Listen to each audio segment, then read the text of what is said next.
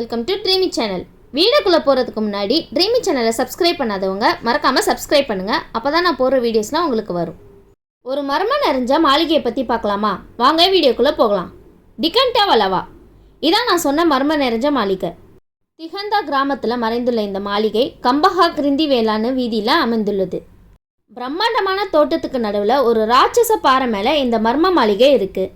இந்த மாளிகை 100 ஆண்டுகளுக்கு மேலே பழமை வாய்ந்ததுன்னு சொல்லப்படுது.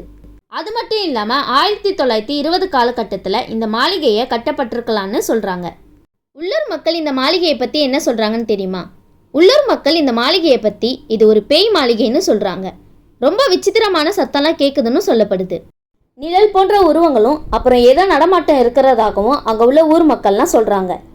இந்த மர்ம மாளிகைக்குள்ளே போகிறதுக்கு முயற்சி பண்ணால் அவங்க மேலே எங்கேருந்தோ வந்து கல் விழுவதாகவும், மனுஷங்க நடமாட்டம் இல்லாத நேரத்தில் கதவுகள்லாம் தானாகவே சாத்தி கொள்வதாகவும் சொல்லப்படுது.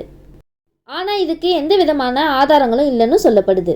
100 ஏக்கர் கொண்ட இந்த மாளிகை காட்டுக்கு நடுவில் பயங்கரமான தோற்றத்துடன் இருக்குன்னு சொல்லப்படுது. டிகண்டா வலவா மாளிகைக்கு உள்ள 100க்கு மேற்பட்ட அறைகள் இருக்கான். ஆனால் இதோட உண்மைத்தன்மை பற்றி யாருக்குமே தெரியாது.